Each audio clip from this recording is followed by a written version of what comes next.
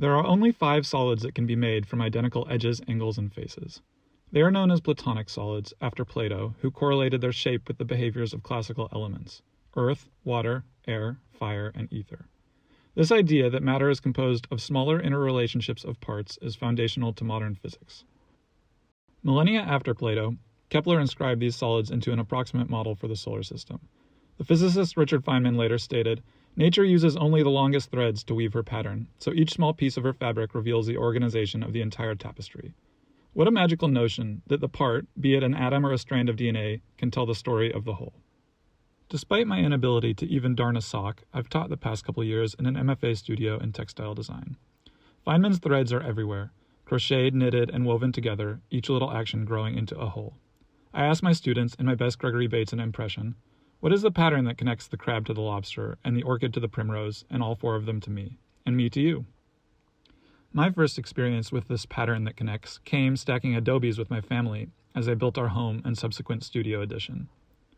From earth to adobe, adobe to wall, wall to dwelling, and dwelling to neighborhood, I think it's safe to call an adobe the pixel of historic Santa Fe urbanism. Little did I know, while hauling mud blocks, we were engaged in a wonderfully simple act of planar symmetry. There are 4 types of planar symmetry: translation, making duplicates of; reflection, mirroring on an axis; rotation, copying around a point; and glide reflection, moving and reflecting at the same time. There are 17 possible combinations of these symmetries, described by something called wallpaper groups. Also known as crystal groups, these symmetries appear in biology, geology, physics, and across different cultures and motifs. They are a practical tool for distilling complex tessellations into their simplest little bits.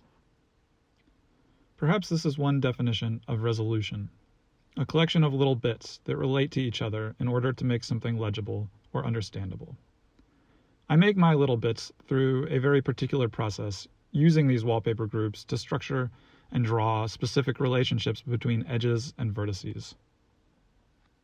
Over the years, I've developed a series of methods to translate these 2D structures into 3-dimensional building blocks. I call these topologies, as they each result in different surface continuities, fundamental qualities, and interrelationships between the different parts that make up a pattern. These 3-dimensional blocks can transform to do amazing things. A pattern opens to modulate sunlight, it tapers to affect airflow, densifies in relation to movement, or thickens according to different loads. These little bits are not simple repetitive blocks, but dynamic systems that respond to their use or context.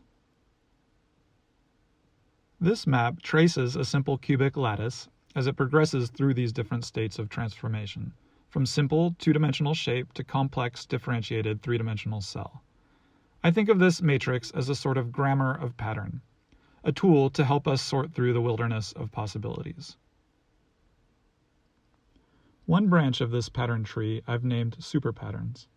Superpatterns use layers of modular interwoven lines to create hyperbolic surfaces, taut, continuous forms that curve upwards and downwards equally at all times. They are textiles in nature, but textiles that can only be made with the right fabrication tools and design processes. Several years ago, I used these superpatterns to make a collection of customizable made-to-order objects. The line consists of 8 fundamental forms: a ring, a cuff, a bracelet, a necklace, a table lamp, a pendant light, a ceramic vessel, and an ottoman that can be 3D printed in different patterns, sizes, and materials. This super pattern collection, to me, was a radically different approach to product design and production. Rather than a singular mass-produced, one-size-fits-all approach, each object is varied and idiosyncratic. There is no economy of scale with 3D printing. Each object is and can be unique and made entirely to order. Why shouldn't they be? The Dymaxion map, invented by Buckminster Fuller, uses the projected lines of an icosahedron, one of our 5 Platonic solids, to unfold the globe. The superpattern objects are designed through a similar approach, using unrolled, flattened geometry to project grids onto doubly curved forms. Small triangles add up to big triangles, which fold together into continuous shapes. This part-to-whole approach gives a high degree of control and allows complex patterns to be tuned to material and design constraints. This lamp is made of 6 parts, each 3D printed in wax, encased in plaster, cast into bronze, and welded together into a sphere. It's a good time to note that 3D printing is not some kind of sci-fi magic or wizardry, but rather it's an umbrella for many, many different material processes involving lasers, extruders, resins, powders, filaments, and more. Like any other material process, each method has its own limits in strength, finish, resolution, size, and material. Over the past 4 years, in collaboration with the fashion studio 3is4 and 3D printing company Stratasys, I've been producing works with a particular printing process called material jetting. In this process, small droplets of resin are mixed from several cartridges, similar to RGB or CMYK printing, and then deposited and cured with light. This allows for an extremely smooth and accurate finish, full color, the ability to mix rubber-like and hard materiality in a single print, and complete freedom in form. Our latest collaboration, named Greta Otto for the glasswing butterfly, is composed of millimeter-sized droplets printed directly onto fabric. Each droplet is a transparent sphere with 2 colors printed beneath to produce a lenticular effect. Only one color is ever visible, depending on the direction and angle from which it's viewed. The dress is printed in pieces, each piece composed of many precise interrelated cells, meticulously sewn to textiles and then assembled together. The question here is not what should things look like in this new paradigm, but what could they look like? What can they do that is different? How do they enmesh with and also change other materials, crafts, and systems? Pattern, in this context, connects fundamental notions of geometry with modern design and fabrication tools, a bridge between small ideas and big ones.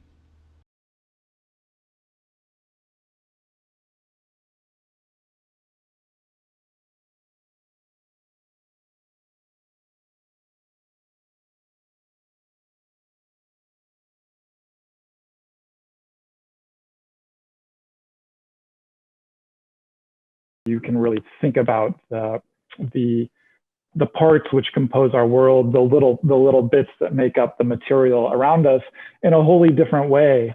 One last thought on that is I think there's a legacy of design that is about smoothness. I think glass and concrete and all of these things, wood, we're always trying to make it more refined and more perfect.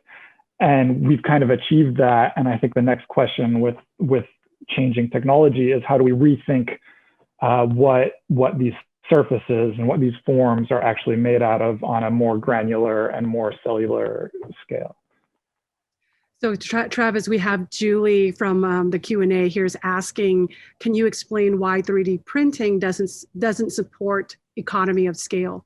She had thought the opposite.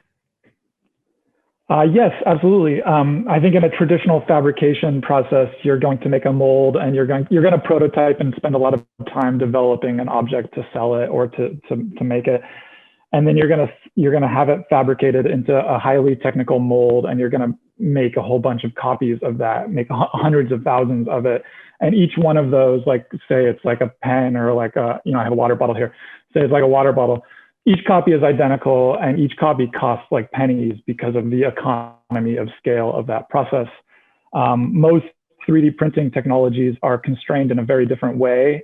It's time, really. So you have a certain build envelope that you have are building up layer by layer or level by level to print a thing. And that's input of material and time and energy. There's electricity to run the tool. And if you're making 100,000 of a thing, you still are printing each one the same way. If you're making one of the thing, you're just printing one. So the economics of that are very, very different. And if you make a lot more of something, it doesn't really change the price too much. Mm-hmm. And you're talking about mass customization, right? I think that leads into the idea of, it leads us to if that's the case and if that can become more affordable as a way to make consumer objects, I think you don't have to produce 100,000 water bottles, like half of which might never be sold or consumed. And if you look at fashion, for instance, like a lot of that extra stock gets burned if it's not sold, or it gets destroyed or thrown in a landfill if it's not sold, especially at like a super high luxury level.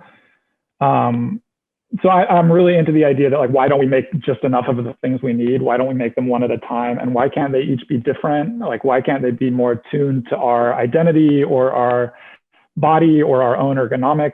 And I think that's a change that's been happening for a while, but it hasn't really taken effect. Like most things are still injection molded in a huge bulk quantity.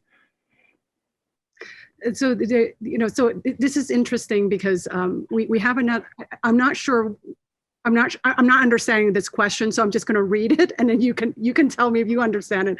Have you worked with fractal as a different kind of patterning?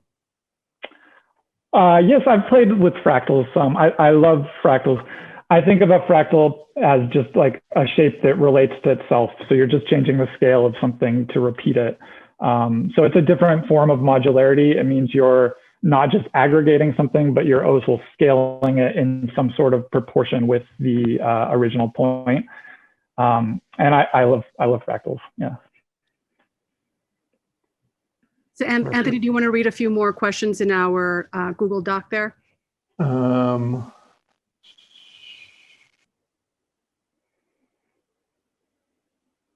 I have a question. I'm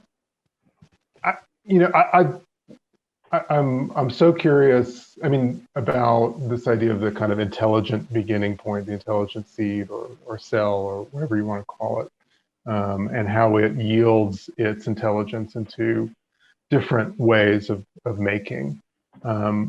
Maybe I was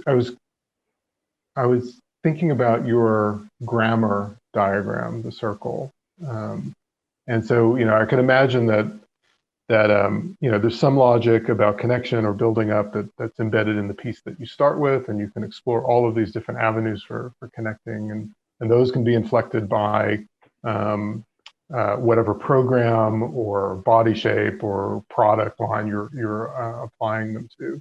But this notion of kind of applying a limit or applying or understanding the language or the grammar of these connections. Can you talk a little bit more about that as a way to kind of, I don't know, maybe it's reining it in, maybe it's opening up even more possibilities. Yeah, I mean that map is kind of a way to help me stay sane too. I love just kind of drawing through these and exploring all of the different possibilities of it. And I started to build that as a way to just start to categorize the different forms and the different permutations that those little cells can take on. So it's partly just an organizational device to help kind of keep my head around it all. But also I think as a culture and as a design culture, we need more tools like that to really understand this grammar. That's just my stab at it. It's my approach at kind of categorizing all of these. And I think there's a lot of different ways you could organize that. I think one thing that's really interesting to me is like organizing it by how you're going to make the cell, like what material process you're going to use to produce an end result. So for example, most of the works I showed today are 3D printed. I think that's just one of many processes that I'm interested in. There's CNC milling, also just traditional woodworking. I even just love an Adobe block. I think that's it's like the most primitive, intelligent piece that you could possibly come up with. And I'm interested in questioning and interrogating those and using this kind of pattern matrix as a way to organize those. So, on one branch, you might have these things that weave up and down that can only be produced by 3D printing. And it kind of gives us a rationale for using that tool. Whereas like if you're making things in a wood form that is dried in the sun and it's just baked earth, there might be a whole other catalog of triangular blocks and hexagonal blocks that are much simpler, much formally simpler, but are equally important. And I think with Adobe, it's really interesting because there are all these tools now that people are coming up with to extrude clay and extrude mud. And it kind of changes the notion of what is an Adobe block. I think it opens up some possibilities for them looking differently, or for not, necessarily being something that a human stacks, but a machine extrudes. And yeah, I think especially from the perspective of material and fabrication tools, it gives us a way to kind of sort different formal and material and performative possibilities and organize them and explore them really. Right. So this is a 23andMe of both form and of materials that you're excited about. I like that. Exactly. Cool. Well, Travis, thank you for joining us. And for sharing your incredible work. This is really inspiring. Thanks for coming tonight. Thank you. Of course. Thank you both so much for having me here. It's a pleasure. We're so happy. Annette, who's up next? Next is it's actually our neighbor. This is Tom Martinelli. He's an abstract painter whose work is sought after by many collectors. He's been an exhibiting artist since 1984 and is the recipient of several prestigious grants and fellowships. And prior to his migration to New Mexico 14 years ago, he has taught at Hunter College and Yale University. So Tom's painting, when I first met Tom's paintings, I was really captivated by the color juxtapositions and the geometric balance that he managed to bring together on each canvas. And in its simplicity of Tom's painting, I hear an invitation, almost a questioning for me to reconsider my perception and expectation. So I'm really excited that Tom is here to share his thought about the process of creation, as well as, sample of his work. His presentation is titled, "Is It Done Yet?" I love it. I love Tom's work, so I'm really excited about this. Take it away, Tom.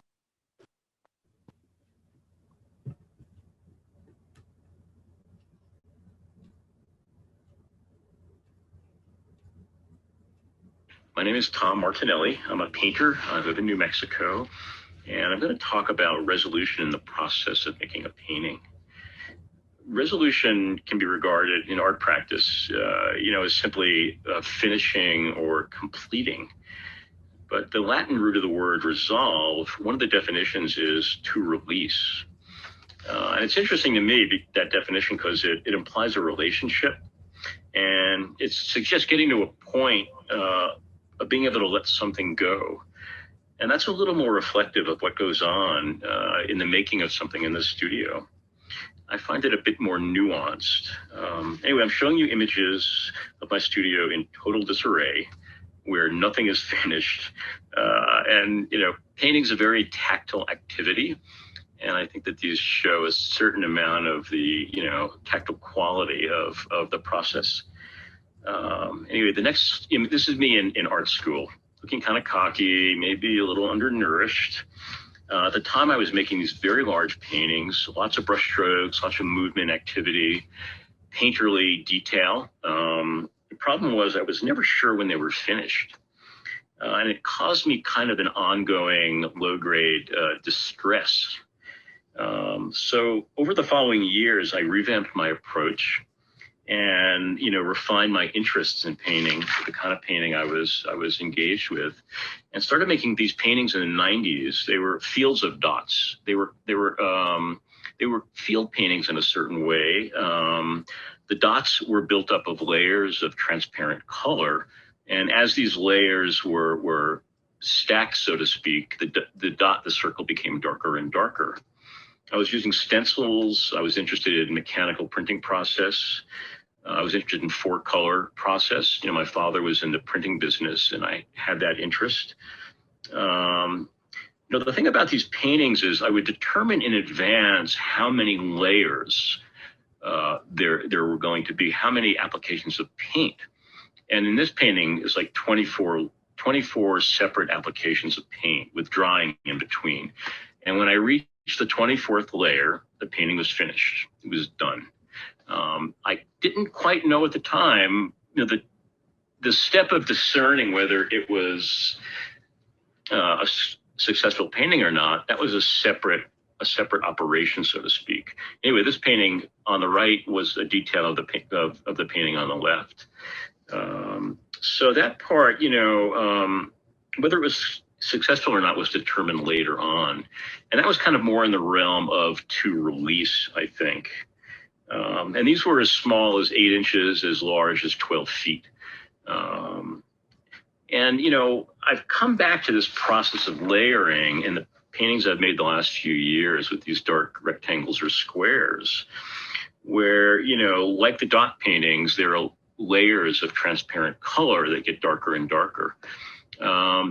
They sometimes get to black, but I like to try and keep them in the realm of being having a certain spaciousness to the dark and a certain chromatic quality. Range and size. This one's 12. This one's 9 feet. And also, these also, again, they finish at a certain point, not as specific a point as the dot paintings. There can be more or less layers, but they pivot off that dark. That's the kind of trigger for knowing I'm approaching the end. When the dark gets to a certain density or a certain spaciousness, it's usually time to stop. There's a lot of painterly incident. There's a lot of free play with each stage. There's a lot of wet paint. There's a lot of running. They're very loose in a certain way. The process of making them. And after this, there'll be what I call a shape painting, an orb painting. That's the series I'm also working on. It's more of a group than a series, and they've been going on for a few years. I've been engaged with them. These are more based on a kind of a balance, a kind of a classical balance of parts. This used to be called relational painting because you're dealing with, the balancing of relationships of parts, shape, color, edge, density. So the thing about these that's a little bit different in a way is that the end point in these, well, the process is more like a series of resolutions. Every stage needs to be resolved before I go on to the next stage. So it's like resolution, resolution, resolution, resolution, heading towards a finished painting. Sometimes I have a sense of what the end is going to be. Sometimes I'm not quite sure. So it's like a sequence of resolutions. One thing I stay away from is moving from one stage to another if the stage before isn't resolved. Otherwise, like in school, I wind up compounding, a sequence of unrealized steps. It can turn into a mess. So there's a lot of time in between, the stages. It can be very slow going, even though they're simple. And also, I've worked with these shapes a lot in the last few years. So interestingly, these shapes start to take on a kind of a personality for me and have qualities, like density and radiance and buoyancy or heaviness. They're very intuitive. They require a different kind of patience than those composite dark paintings. Anyway, I think this one started with this big buoyant white shape on this screaming fluorescent red ground. Anyway, I thank you for your attentive listening and take care.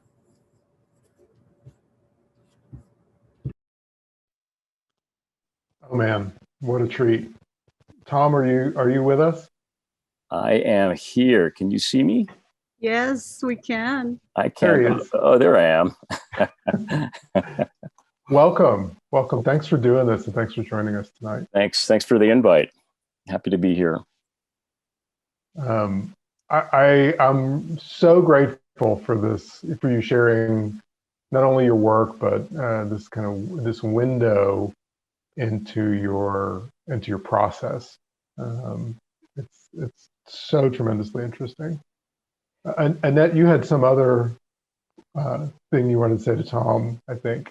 Well, I mainly just want to thank you publicly for saying yes after 2 years of me courting you to come on to PK. Yeah.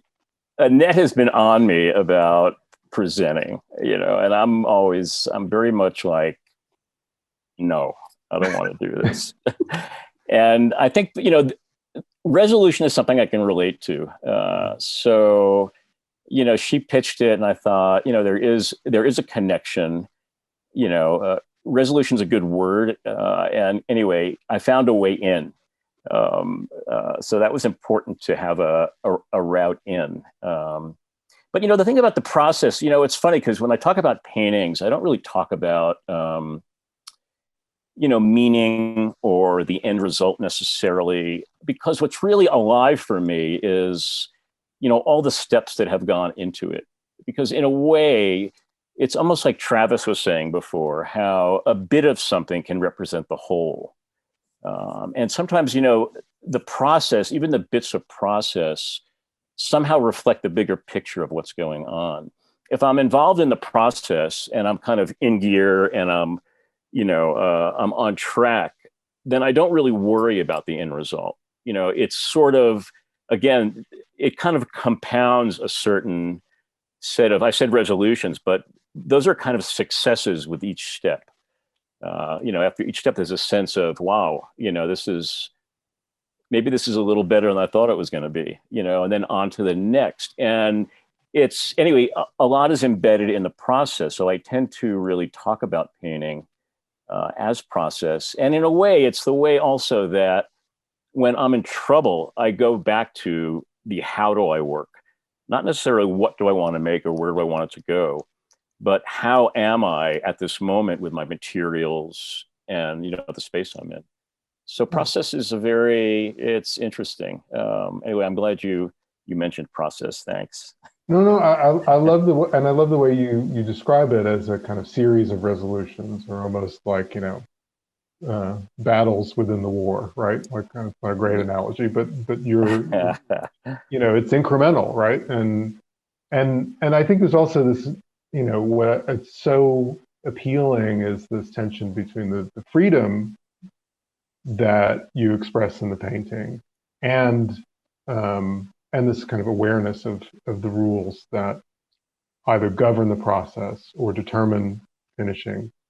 This pairing is so nice too, because both you and Travis have given us a window into process.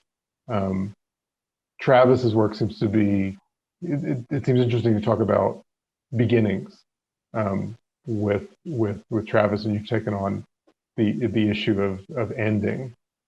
We have a question from Eric Johnson for Tom. Tom, do you resolve the work, or does the work suggest the solution or a resolution that you enable? That's like the hard question. I don't foresee in Technicolor the end result. It's a little bit like this might be a stupid analogy, but it's like you get up in the middle of the night to go to the bathroom from bed and the lights are off, so you got I have no idea what that's like. You kind of know where the door is, but you're not 100% sure, or what you've left in the way. You kind of get there, but there's a little bit of, tentativeness. So, this thing about getting to the end, again, I brought up that image of being in school, because that, in a way, it indicated a kind of core issue for me personally. Where are you going with this? Because at that point, it was all about the process. I had no idea about the ending. Now it's a little bit more moderated. I have a sense of the ending. If I can locate myself properly in the process, I know I'm going to get there, even if I'm not sure of the steps.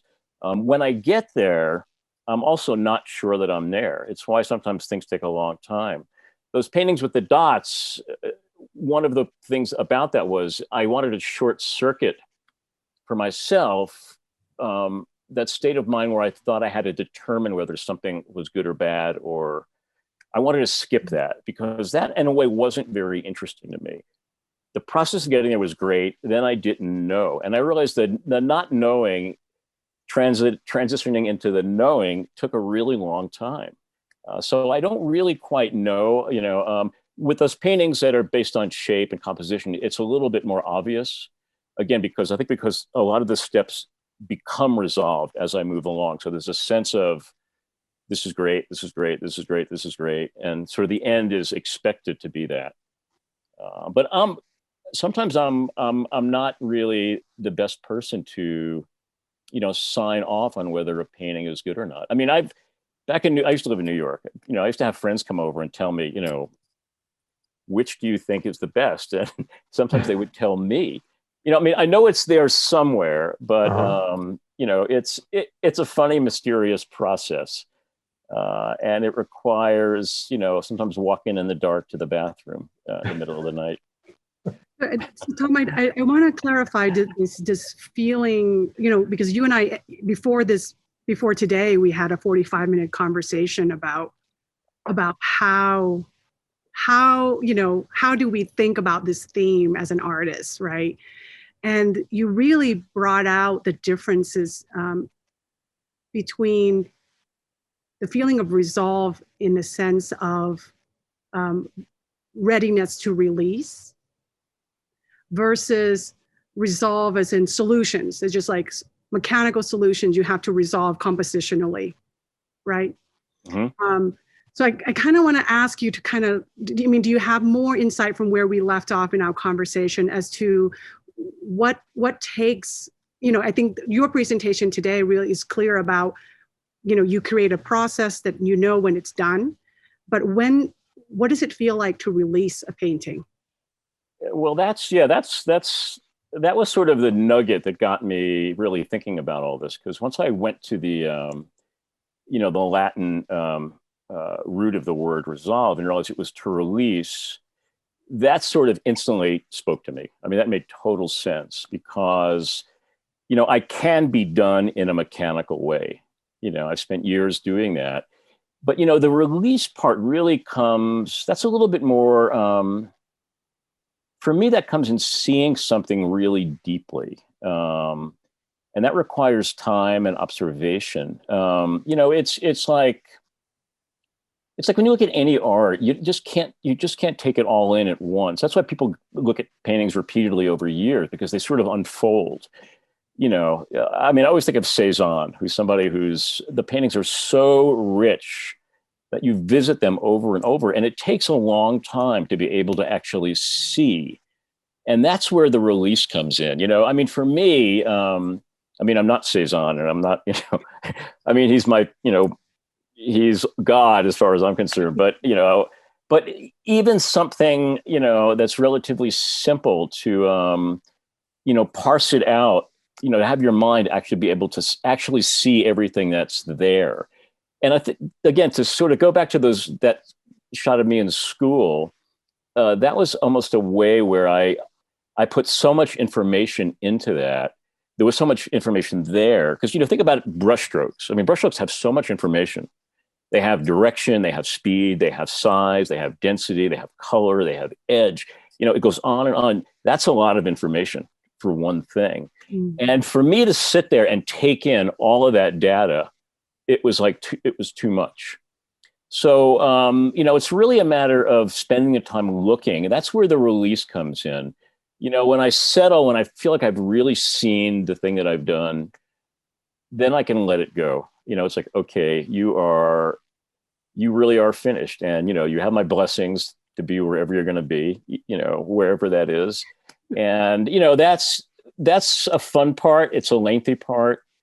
For me, it's important. I've never been a manufacturer, like just bang it out onto the next. I wish I could sometimes because, for commerce, that's really great. But for me to get to the paintings that I feel are really reflective of something that I want to exist in the world, it takes a long time for me to actually to determine that.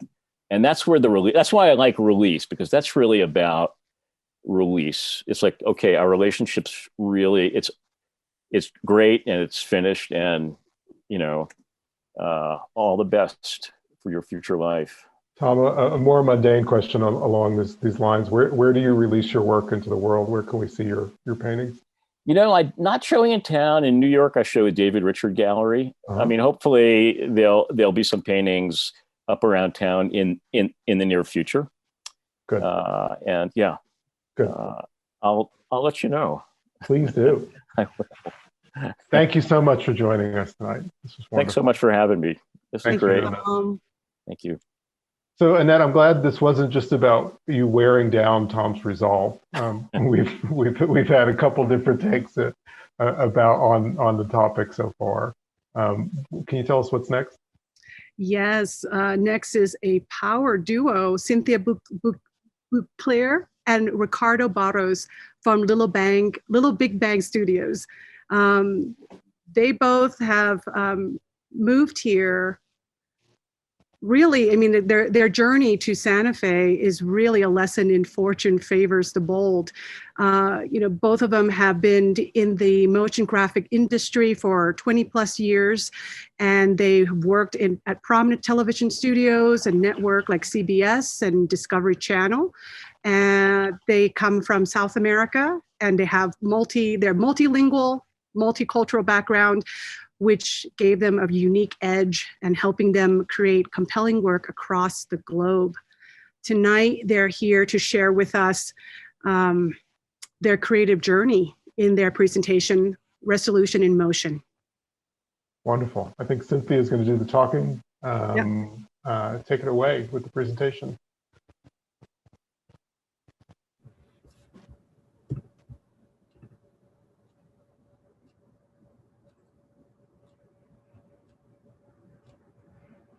Hi, everybody. My name is Cynthia Beauclair, and I'm here to talk about the creative process that we use here at our studio to help us decide on creative direction when we produce animations. Animation styles and techniques vary wildly, so sometimes landing on the right one can be a bit of a challenge. The best and most exciting thing about animation is that there are literally no limits and that anything is possible. But before we start brainstorming for tone, mood, and style, there are a few important factors that will affect the creative process. These factors are budget, time, the client's business needs, creative freedom, and where the animation will live. One of the most important factors is cost. Budgets can affect the overall project size and scope, thereby limiting the complexity of the design or the techniques used. Interesting animations can be produced at any budget. However, the tighter the budget, the more limited the options are. For example, if the budget is tight, we might reduce the amount of featured characters.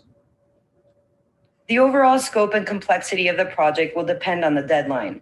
Will there be time for research and development? If the deadline is short, you'll have to consider a style that doesn't require too many complex techniques to achieve the best outcome. Your entire workflow and pipeline needs to be built based on your design choices.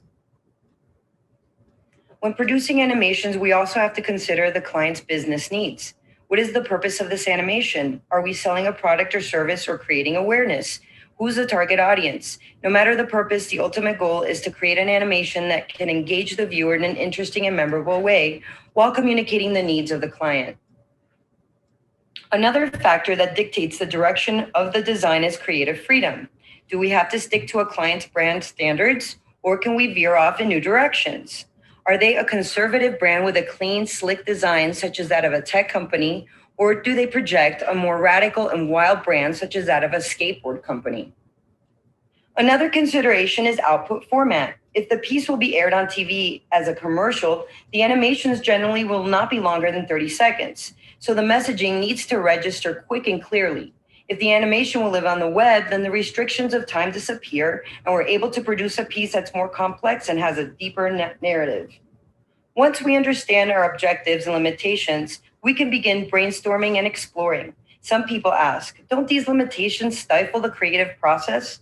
But I find it easier to be creative with some kind of boundary. Narrowing down options helps us hone in on a more successful creative direction for the client.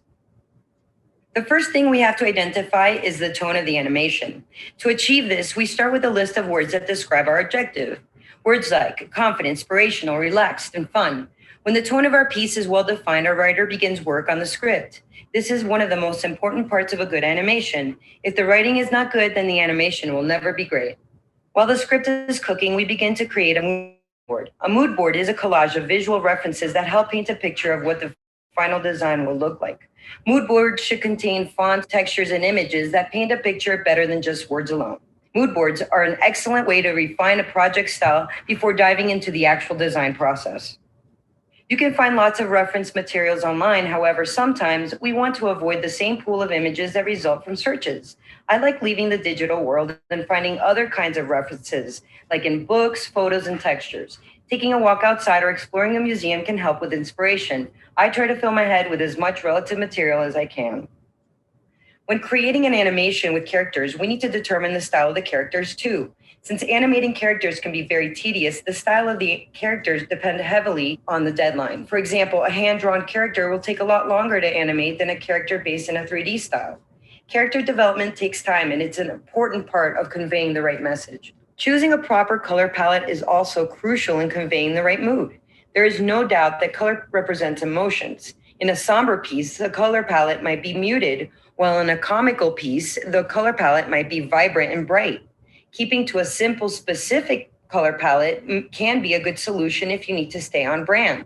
Choosing the right voice is also an important aspect of an animation.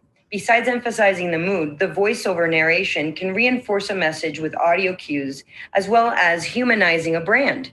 The tone of voice, the cadence it has, and timing all lend themselves to give your video a personality. Just as many different animation techniques create mood, so do different sounds and music. Sound effects amplify action and help the viewer engage more naturally to the animation, such as lips chomping while a character is eating. Music could define and interpret the visual image by expressing mood and directing the viewer's attention to certain action. Once the client approves the mood boards and audio selects we presented, we move on to creating a style frame. A style frame is an example of the mood board translated into an actual scene of the animation. This gives our client a very clear understanding of what the final animation will look like and help them decide if the direction is correct. The storyboard is the next step. The storyboard will define the action of the script.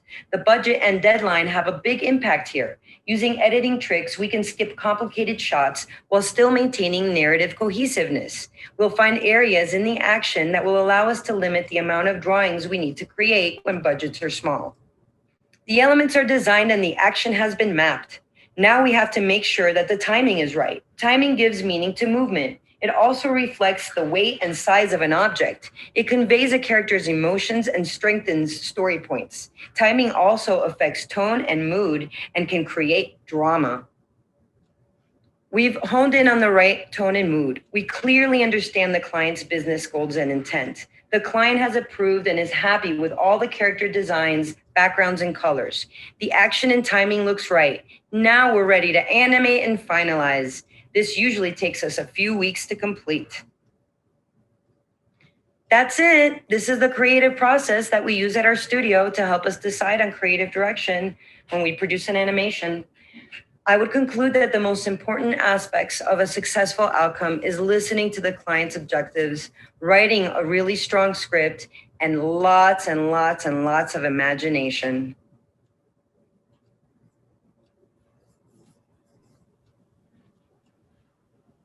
Oh, I feel like I learned so much.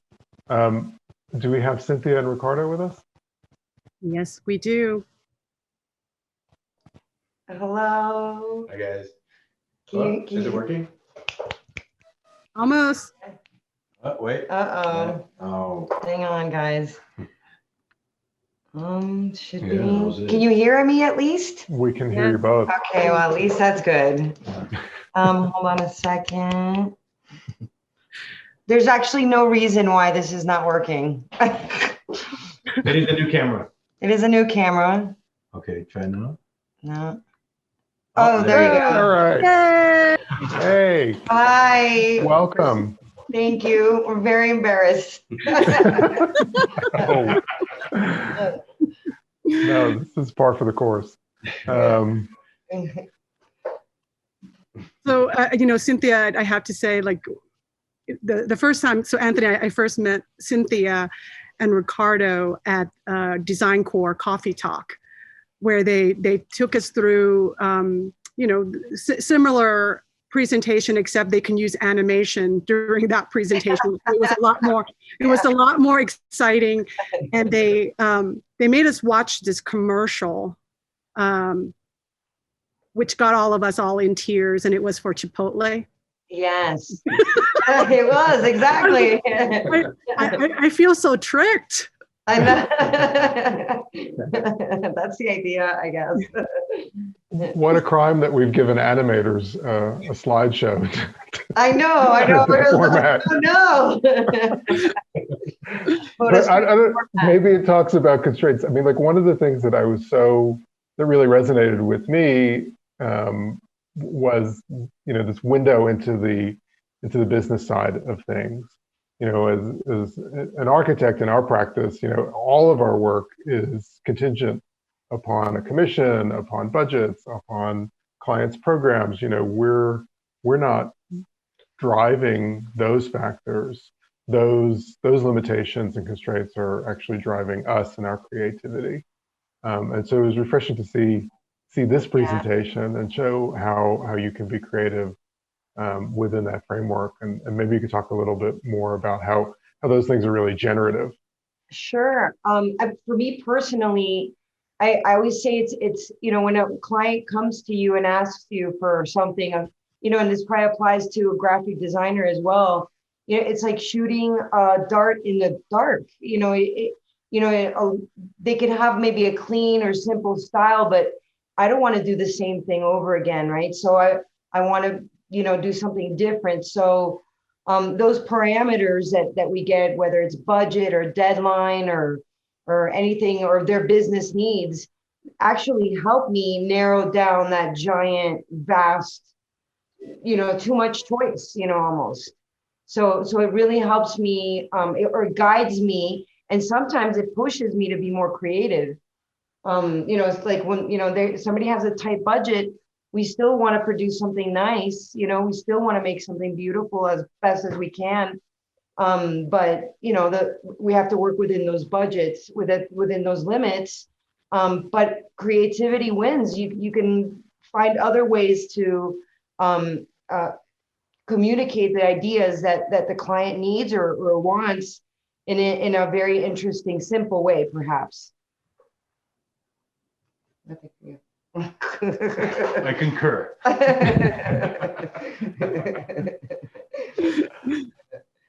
I think Annette has a question too. I think, Cynthia, I have to say, unlike Anthony, who's feeling like, I do understand the beauty of constraints actually gets the thing done. Right. And I'm not sure about you, but for me as a designer, the difference between being a designer and an artist is that I solve other people's problems. I think it's really hard for me to be an artist. Like once I got down on this road of being a designer, it's like, I can't, if it's an open-ended, my own generation, it never gets made, right? And I totally get what you're saying. It used to happen. Actually, funny enough, one of the reasons why we moved to Santa Fe really was to slow down so that we could put more art into our animations. And we wanted it to be try not to be so cold and corporate, and how do we inject a little bit more I hate to say fine art, but different kind of art styles into this medium that could be a little bit cold. So yes, I totally agree with that, but I feel that in the past few years, especially we were working with Meow Wolf a lot, we got really allowed to experiment a little bit more and use our medium in a more organic and more art related way, which is really fun. That part is fun too. Mm-hmm. But I do love and I do enjoy solving my clients' problems as well. That's mm-hmm. so challenging and rewarding too, especially when we do a good job and they like it. Not so much when it doesn't come out right. We all, Cynthia, somebody's Sabine is asking us, I was asking you, what is a budget for an animation for a 5-minute? Like, what is the range for a 5-minute animation? Well, it's just like building a house, right? You can build you can make it on a canvas. Yes, you can build a house for a very low budget, but no bells and whistles. Or you can build, a same size house, and it could, the cost would be a lot more if, depending on the kind of roof you put in, the windows and all that stuff. But for a decent 5-minute, first of all, 5 minutes is pretty long. Yes. Believe it or not, guys, 5 minutes is, depending on what you're gonna, what you're gonna do with it. It depends on how many characters there are. Are there characters? Is it just motion graphics? So it's really difficult to just, give you like a ballpark. $15,000 at least. It's like, but again, is it a motion graphics piece with no characters? That's less expensive than if we have to animate characters, if they have to look realistic, if they don't have to look realistic. Is it 3D? Is it heavy 3D? Yes. Is it basic Illustrator files, vector graphics? All these things can dictate the price. Just all depend on the script. And Annette, I saw this in your notes. Do you have any tips for something that's 6 minutes and 40 seconds long and just 20 frames? I know. It's 20 frames. Yeah, that's what it was, 20 frames. Yeah. I don't know. It took me a while to make this presentation. It shows. And I mean, it's also, we've talked to very different practitioners here.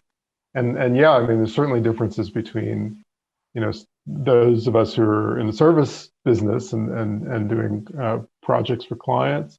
But it's also amazing to see that there's such similarities. That really that road to completion, that road to resolution does depend on limitations, on constraints. Right. In many cases, whether it's developing a grammar or really thinking about the process or using those contingencies to drive the project forward.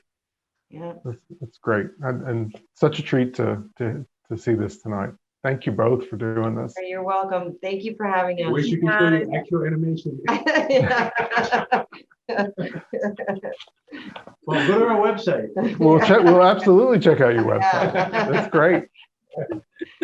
Thank you, guys. Cool. Thank you both. Thank you for having us.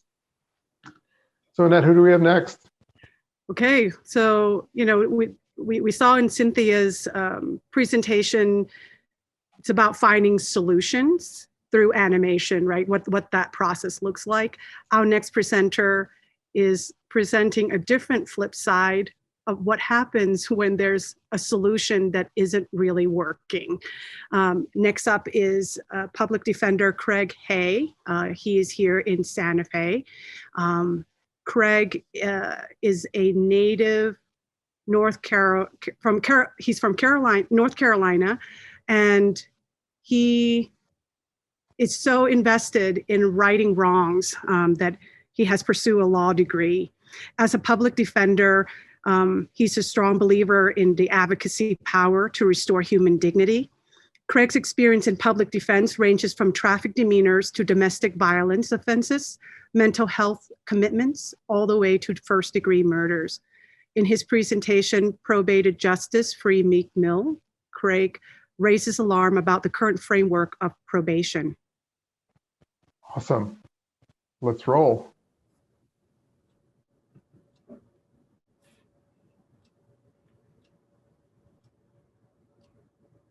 Free Meek Mill, y'all. Here's Meek Mill, a Philadelphia-based rapper on stage after he was released from prison in 2018. He was sentenced to prison for a technical probation violation. Now he's letting the crowd know that today Meek Mill has dedicated himself to justice reform and making sure that people that don't belong in prison are not in prison. In 2007, Meek Mill was living with his cousins. Meek was making music in the basement while his cousins sold drugs upstairs. The Philadelphia Drug Task Force falsified evidence to obtain a search warrant. He was arrested and beaten during the execution of the search warrant. He was sentenced to a year in jail for gun and drug charges, followed by 10 years of probation. Now, John Valjean didn't get justice, but probation is rarely justice either. While on probation, you exchange jail for a period of supervision. But if you violate even a technical violation of probation, you go to jail. Probation is the most common outcome for cases and is geared towards rehabilitation to end recidivism. Yet, the United States has the largest prison population in the world. Therefore, clearly, probation is not achieving its stated goal. Let's start at the beginning with a shoplift and asset protection taking the alleged shoplifter into custody. Let's say his name is Robert. He's there with his girlfriend, Tracy. They're an inseparable couple. Right now, they're couch surfing.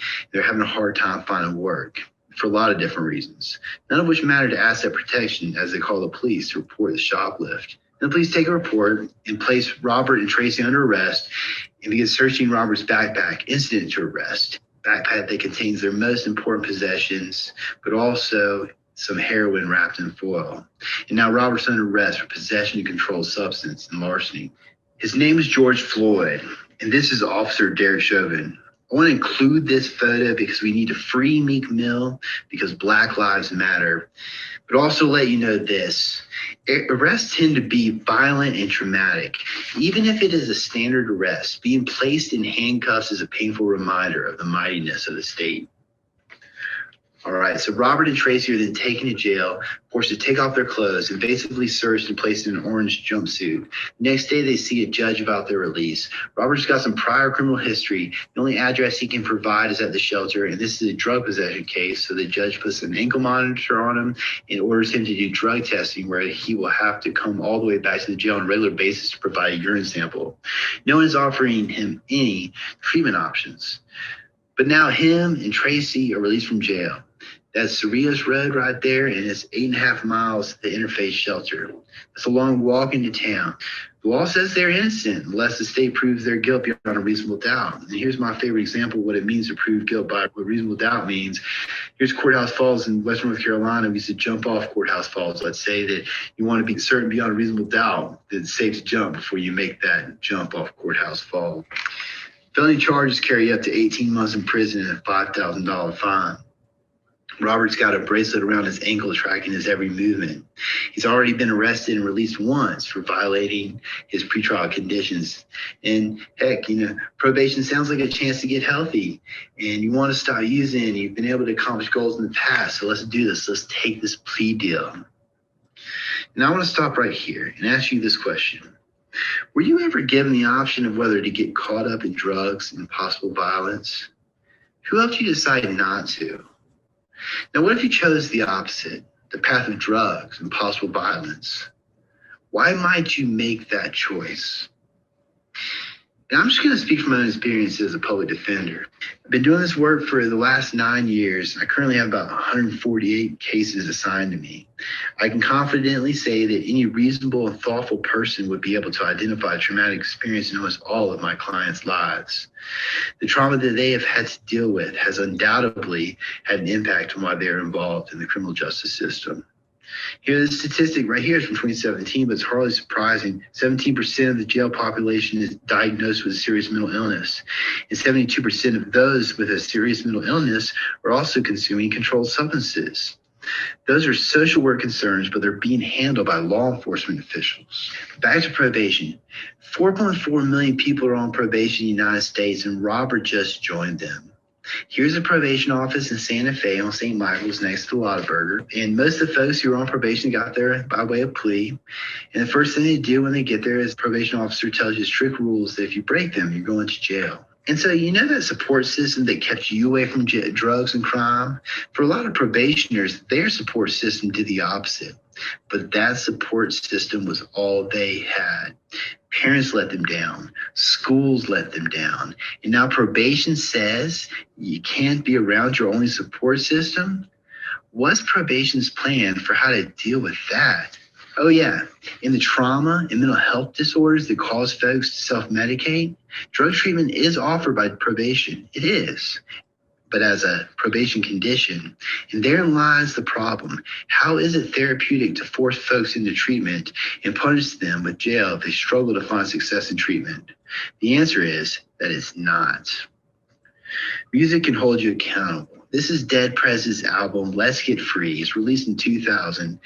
It is music that challenges and inspires and unequivocally calls for the liberation of all people from white supremacy.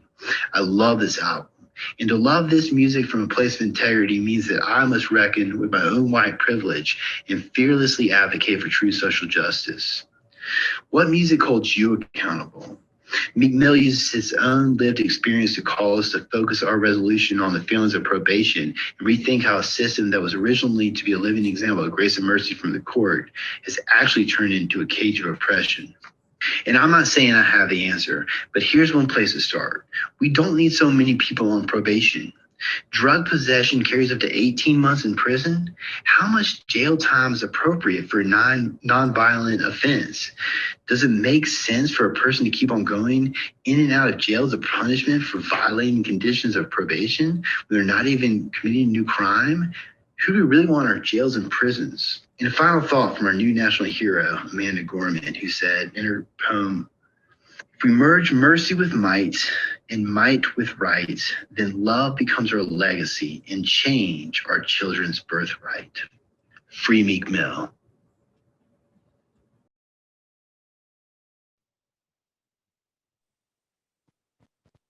Wow. That was incredibly powerful.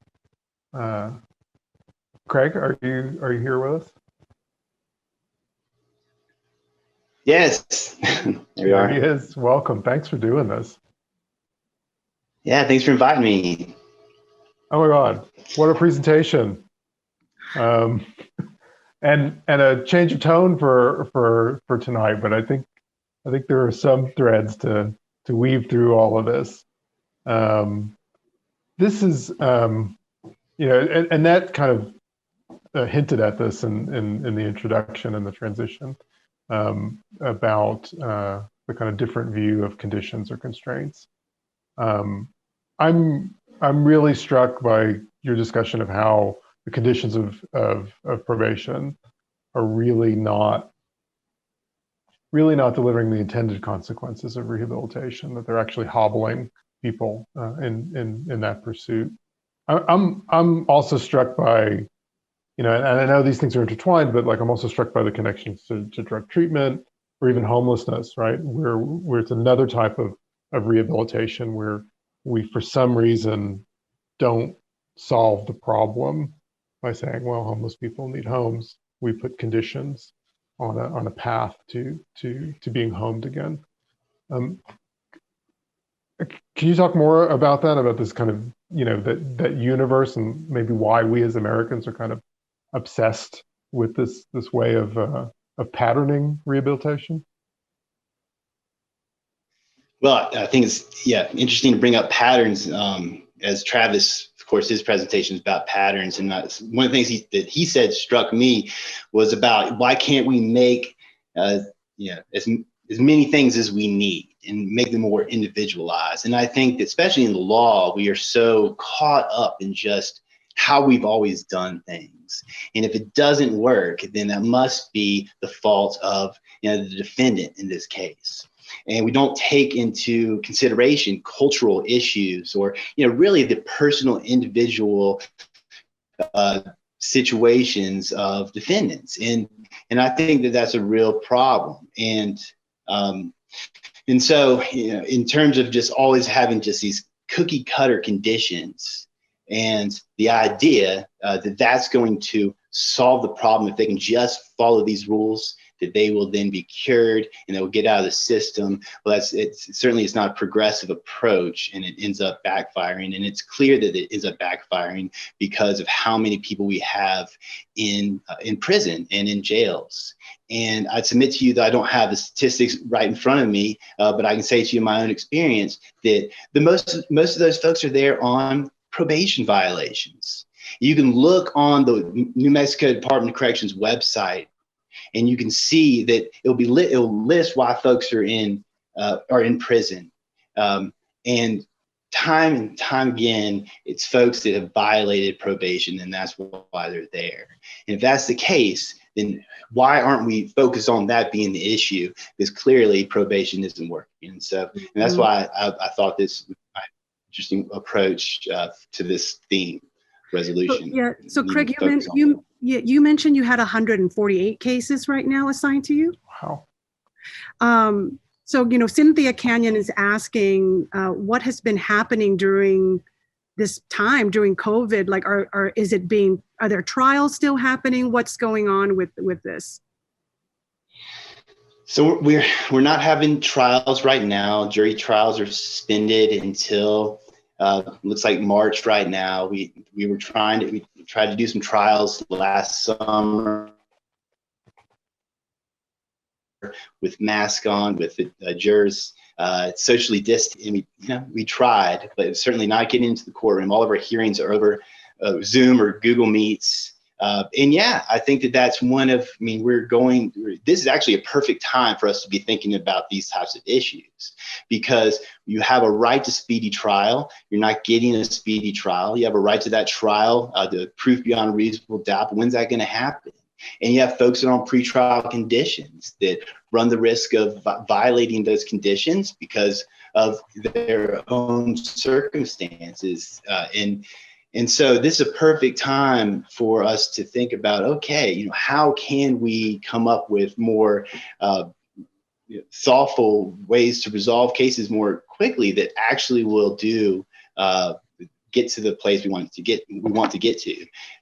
And so, I hope we're always having those discussions in criminal justice, but unfortunately, it's a conservative place that we're in criminal justice oftentimes. And so getting the opportunity to talk about these issues and really come up with progressive solutions, unfortunately, it's not a conversation we have enough.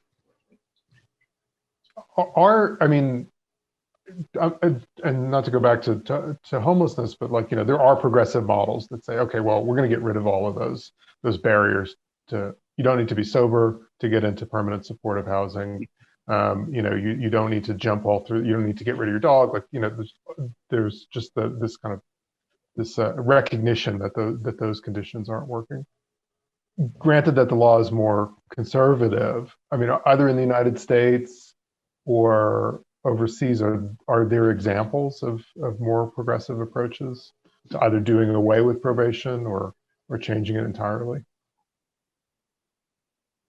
And I'm sorry, you broke up there. Yeah. I was asking, are there examples in the United States or abroad that are more progressive solutions to probation, or just get rid of it entirely? Well, there are, and in fact, right now there is. In most of my cases right now in Reeve County, and there is some movement towards what's called a peer support probation, where instead of a probation officer, you have a peer support counselor, someone, and they are trained.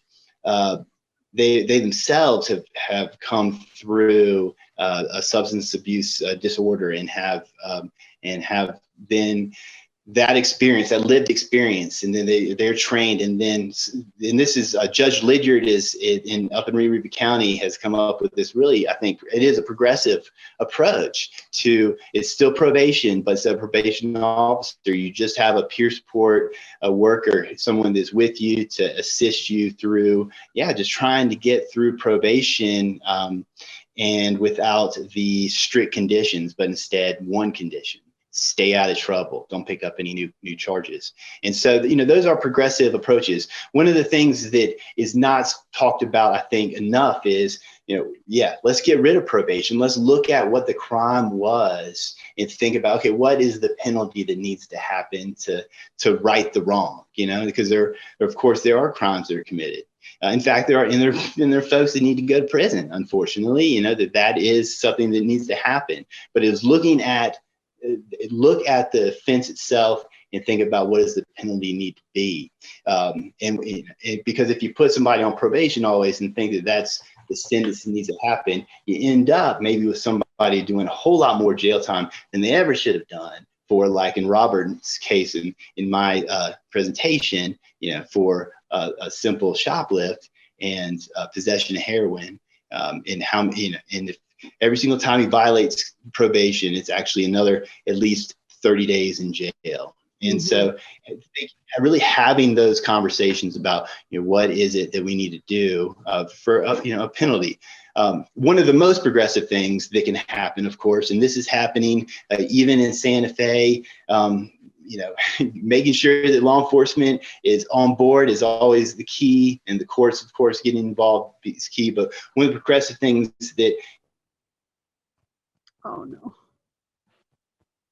programs where law enforcement instead of making that arrest and taking folks to jail, they offer them an opportunity to be in what's called, it's LEAD is the program, law enforcement diversion program. And it's simply just, if you can get in touch with this caseworker, then this case will go away. Instead of an arrest, you'll have a caseworker to you. And there really are no real hammers, because that's the biggest issue with probation, is if you don't comply, then you got that hammer of jail. And I think that's such a big problem. And so with I think the most progressive diversion programs are ones where you offer somebody an opportunity to find health and wellness without the possibility of, if you don't do this, you're going to jail. Mm-hmm. But instead opening that door. And that's the most progressive thing we can do. Craig, I feel like this should be like a 30-minute Q&A here, but we're coming up onto our end time, and I would love for you to help answer directly to a lot of the questions that are in the Q&A box. This is clearly a hot topic. So okay, yeah. So, but thank you so much for making time to pulling a presentation together, and good luck with the 148 cases. I can only imagine it's growing. It's not like it's going to get downed, And thank you for your work. Thanks for inviting us. Yeah, and your advocacy. This is great. Thank you for your work and your advocacy. This is wonderful. Sure. Thank you. Thank you very much. Thank you, Craig. Thanks, Craig. Okay, Annette, we have, I think, one more presenter. Yes, this is our last presenter tonight is the famed cartographer, Tim Wallace, who is currently the geography senior editor at the New York Times. Tim has created thousands of maps for the New York Times, some of which I think you and I probably looked at that and totally was in love with them and didn't know Tim personally, but felt like, wow, this is so useful. He has created maps of the aftermath of the Hurricane Harvey, and the most obsessed over the results of 2016 elections. In his presentation, The Benefits of Continuing Curiosity, Tim shares with us the interesting gems that he discovered when he pushed beyond the finish line. Wonderful. Take it away, Tim.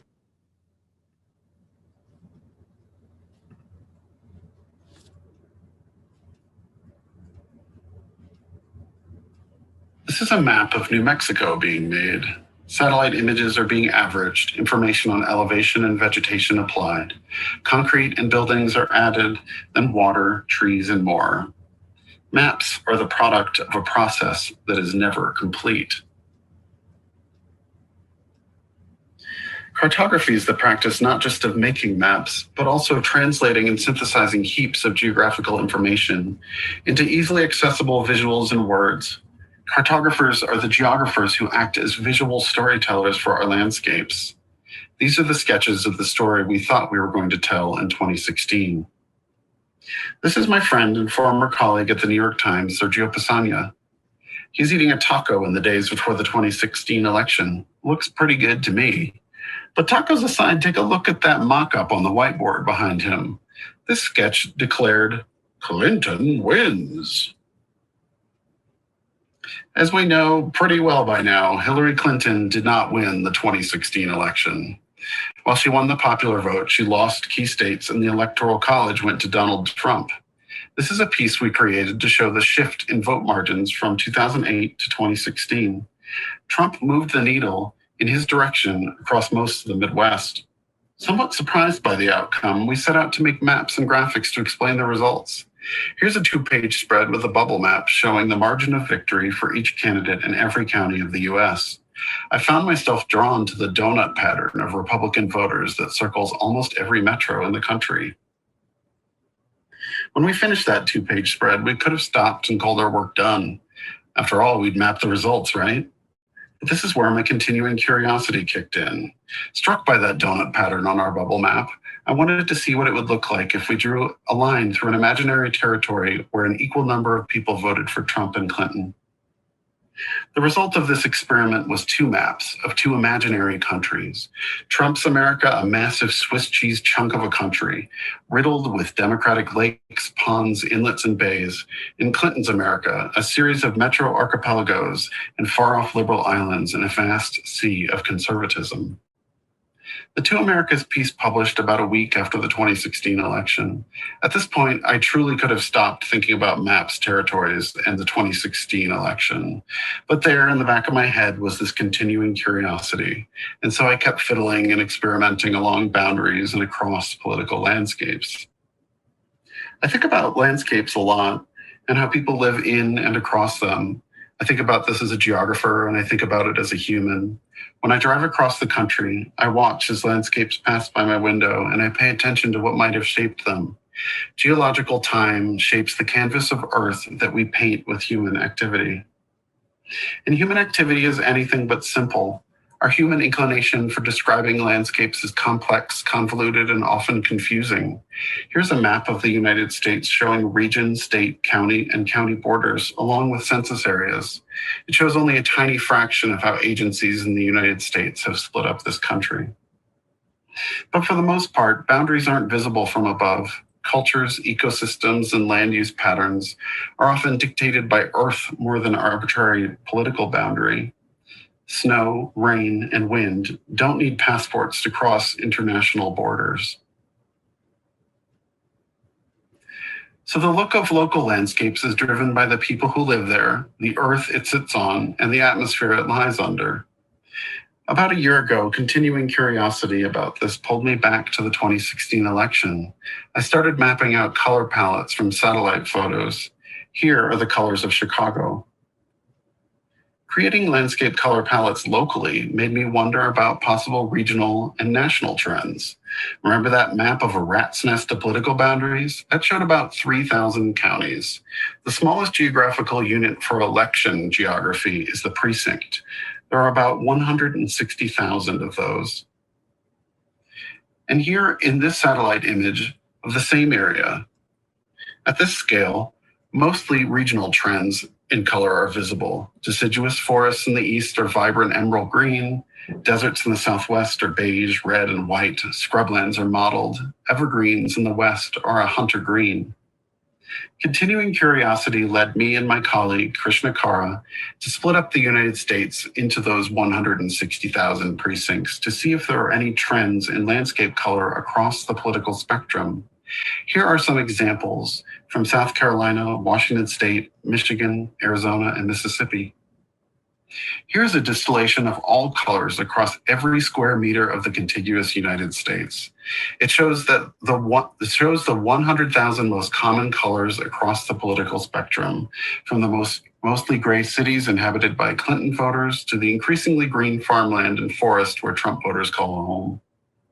To check our work and our sanity, we repeated the analysis using a land cover map instead of satellite imagery. And what we found was nearly identical. Clinton voters mostly lived in developed land, and Trump voters lived in a variety of landscapes, including farmland and forest. It's important to note that these are just observations, and we're not claiming that landscapes make people vote a certain way. But we did think that these observations were fun enough to do across smaller geographies. Here are a handful of state-based political color palettes. Notice the strong decline in pavement gray in New York from left to right, and the uniform palette of New Mexico. Now, while it may not feel like it yet, the 2016 and 2020 elections are behind us, and continuing curiosity created better results all of the way through. Here we see the bubble map that inspired the Two Americas piece in 2016, and its 2020 counterpart to the right. As long as the world is turning and people are moving across its landscapes, there will be infinite maps to make. And as we look forward to the 2022 midterm and massive sigh, the 2024 presidential election, it will be the collective continued curiosity of cartographers that help us make sense of it all.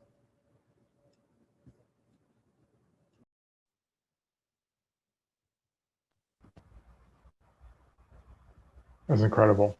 Tim, are you with us? Yes, hello. Hey there. Hi. Thanks for this. This is such a treat. Oh, it's such a blast to be here, and it's quite an honor to follow all these wonderful presenters. I had chills at least 5 times. It's like such good presenters, and I feel like I owe like an intimate apology to Cynthia for putting motion in my presentation. I did that already for on your behalf before tonight. That's like Tim Cheater Pants Wallace right here. Sorry about that. Well, I mean, it was so essential to the story that you're telling. I'm blown away by so many things, and especially to know that you're behind all these maps that I've been looking at on a daily basis, both doom scrolling and not. Yeah. It's just really exciting, and Travis's presentation had a hint of, he had Buckminster Fuller's kind of unfolding of the globe, which is not the one that we're used to, and thinking about how we have these kind of fixed notions about how the world looks, at least through the world of maps, and like, why is north even up, or why is the globe unfolded in a way that puts Europe and the United States at the center? These are things that we often don't question, and have really kind of informed hundreds of years of worldview through cartography. Well, you're describing something quite different, right? A kind of fleeting portrait, something as changeable as the weather. I like the analogy there, and in fact the connection to the weather, because it does inform things. When you're looking at well, I guess my first question is this a fleeting portrait? Yeah, I mean, I think any map is, unless it's a smudgy circle that is like intentionally very abstract. It could mean anything. Cartography is almost always fleeting, and for decades, if not centuries, the news maps that like were what drove the graphic presentation of news presentation was fleeting by design. It was like what happened yesterday in Appomattox or wherever, and the next day the news was not that same news. In the early 1900s, they started publishing maps that were intentionally blank and instructed readers to like keep track of the actions that they would like report in a column, and then you'd like draw on the map, kind of like an interactive map now on the web, but it would be on paper on your wall or on your desk. So they're fleeting, but in some cases, I guess they're living. So they're both. Yeah. So, I mean, I took a peek at the intro of your your PhD thesis. The particular world that you're in is that it's cartography in the context of journalism, right? Yeah. So your job, it sounds like in this role, you're having to be both, well, not both, multiple, like software engineering, data analyst, like visual designer, like informational designer, and just this is like a really like rare breed of people who can do all of those things well, right? It's becoming less rare. We actually to the point earlier about seeing some of my maps in the news, the desk is pretty big. We have almost 50 people on the graphics desk at the Times now. When I started almost a decade ago, I think there were 12 of us. So, and the people who are on the desk now, no offense to my former self, are better than we were 12 years ago. They are much more well-rounded, not just in their approach to news, but in their worldviews and in their backgrounds. There are people with PhDs in English, and there are people with PhDs in statistics, and there are people who have, BAs in journalism, or not even journalism, biology, whatever it is. They just, some passion brought them to visual storytelling, and they made their way to the Times. So yeah, it's a big effort, and it's not a very common job, but it is. I think it's becoming more common. I think and it makes sense too in a world, especially now we're all at home, where we're constantly being distracted by like our phones and what's on our computers and our TVs. That the thing that the Times is investing in is the visual stuff that grabs your attention and pulls you into the story. So I feel quite lucky in that way that I got in when I did. Yeah, I mean, Tim, I feel like your maps makes me feel smarter. Yeah. It's really, because it's like, oh my gosh, like I just understood something, but really it was you who understood that and just showed it to me. Well, I'm glad you understood it, because yeah, I think sometimes data visualization, especially, there's a tendency to really put lots of flourish in transitions and make it very like impressive visually, but at the end of the day you might forget what the story was about. But just be like, oh, I really liked that one really yellowy blue thing that I looked at earlier. But yeah, we try to make sure, one rule of thumb for a map, if it's not just the locator map, is that you can get the story, you can get the headline by looking at it, just glancing at it. But if you have a little bit of time, you can really learn from it. You can put more information into it and learn from it. So we try to do that. Tim, I have one last question for you before we move on to closing us out for the night. This discussion of fleeting data, I mean, or fleeting portraits, or the kind of unresolved. I mean, are these always trailing indicators? Are they always looking backwards, or do things like this kind of speculative exercise that you're doing with the color palettes of landscapes, are they predictive? Do they point to the future? Are you able to produce maps like that? Yeah, no, I think increasingly their prediction is a possibility. And with this, one thing that I find quite promising about the fact that we now can have map elections at a precinct level where there's 160,000 of them across the contiguous United States is that it's because it's a novelty. What we've seen mostly so far is just a choropleth map, just like blue and red map. Here's where, Republicans won, here are Democrats won.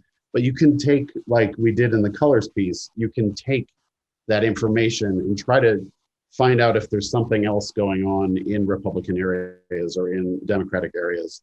And if the deeper your time stack gets of data like that, so we had it for 2016, we'll have it again for 2020, you can start to see kind of like the trends across different voting patterns. And we work with some machine learning scientists, and I've had some pretty wild ideas about using like point of interest data to try to see like when, if a library is built in a precinct, does that mean that in the next election they're going to vote in a certain way? Like if you have enough data to train a model, I think at some point you could with some confidence make predictions about places based on people on voting records. Like it's we're not doing it yet, but it's not so far-fetched.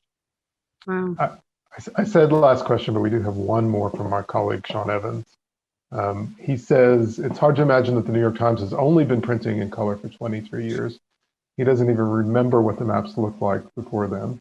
But on the subject of color printing, how has this type of exercise changed the culture of the newsroom, of the news itself?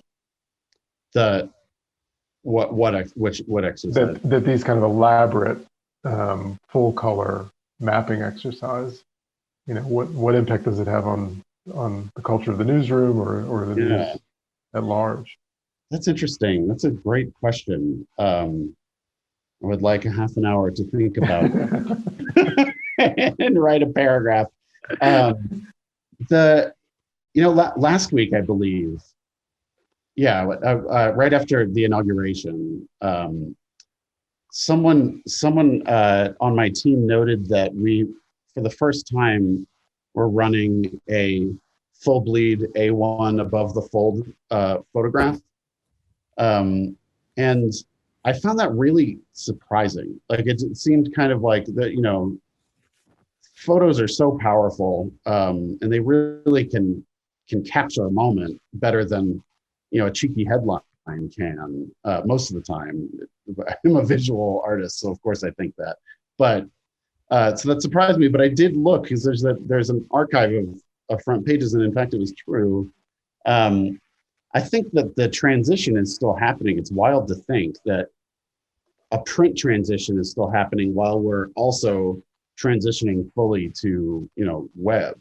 I don't know that the print paper is going away anytime soon, but it's certainly changing form. It will probably get smaller over time, but our ambition there has only gotten bigger.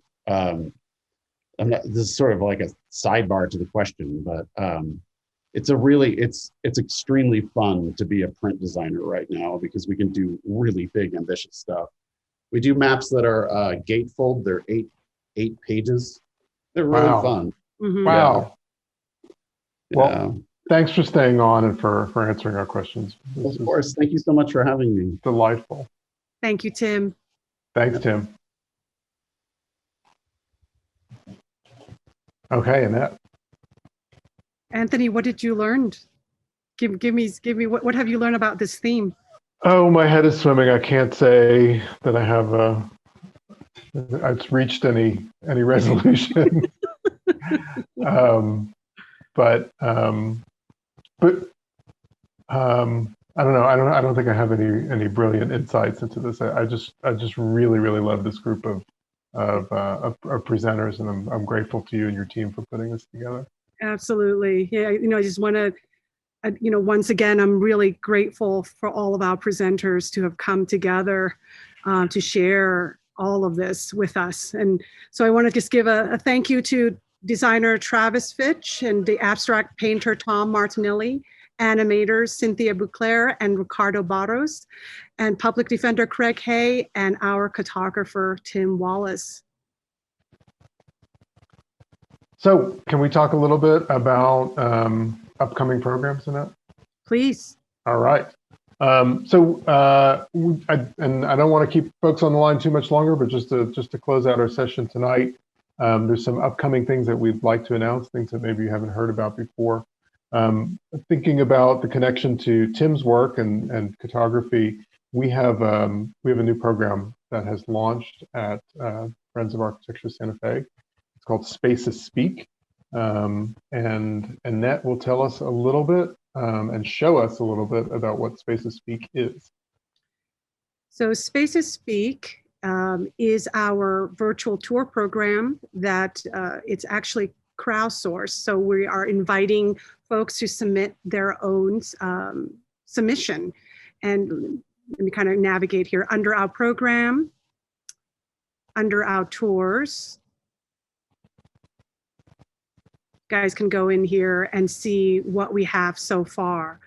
So this is the page that describes, what the program is. We really want to, know what is your favorite building, where's your favorite park bench, and we want to hear, your story.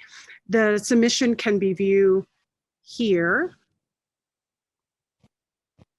I think for tonight, we're not going to play anything, but these are really lovely short videos. You can click on here and, click on the image here to hear that presenter or that submitter story and perspective on that space. And this is an ongoing submission platform. We would love to hear your thoughts on your favorite built environment in Santa Fe. Just simply click on the submit your space. It'll bump you out to this submission form. And just, it's a very simple process. You can submit photos with written narratives. You can submit videos. However, it's easy for you to talk about your favorite spaces in Santa Fe. Terrific. I love this idea. It's like PechaKucha, but focused on our city, on the built environment, on stories that people can tell about what spaces are meaningful to them and why. And it's as easy as making a quick Instagram story. Absolutely. Or Absolutely. a couple images and putting them together and submitting it. So thank you for sharing that. And thank you too for the Spaces Speak organizers, Lila Pickus and Jean Dominguez, for this incredible work. There's been a tremendous amount of work that's been going on in the ideation and creation and background of this. So please participate and share your story. And you have yeah. something else on submissions. Yeah, so the PechaKucha team is now ready to receive presentation summaries for our next theme, which is going to be on flow. So however you want to interpret that word, we love to hear it. And the submission deadline is March 1st. We're looking for a concise summary around 200 words. And under that program page, under our PechaKucha, there's a link that describes, our submission process. So we'd love to hear from you. Oh yeah, and think about all the ways that you can interpret that theme. We'd love to hear from interior designers, from transit designers, people who design air conditioning systems. If you work in the water field, let's talk about flow. So please submit for that. How long do these submission ideas need to be? Just 200 words. Wonderful. Okay, so I am going to close this out. I'm going to share my screen. Hang on just a second. Okay.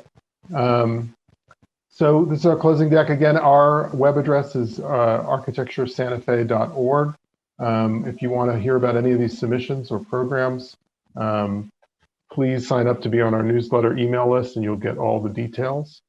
Our next event is revisioning, is in the Revisioning History series. This is Revisioning Sustainability. This is coming up on March 11th. And we've just landed our panel of speakers for that event. Revisioning Sustainability, we'll be looking at all the kind of impactful measures that we can work on in Santa Fe to solve the global climate challenge and also be a leader in the Southwest on many fronts: transportation, preservation, water, renewable energy, and equity. So please join us for that on March 11th. Registration for the event will open on March 15th. I'd like to thank our sponsors, particularly Hoops and Associates and Subi Bowden Associates, for making programs like this possible.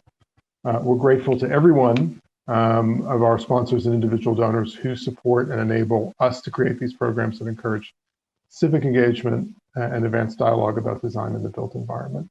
If you appreciate our effort this evening or any of our other programs, please consider visiting our donation page on the website. And thank you to our presenter once again, and of course to you all for being here with us tonight. The full recording of this event and individual presentation links will be included in our February newsletter, which you'll all receive. Wonderful. Thanks, Annette. This was Thank you, fun. Anthony. And thanks everyone for tuning in. Good night.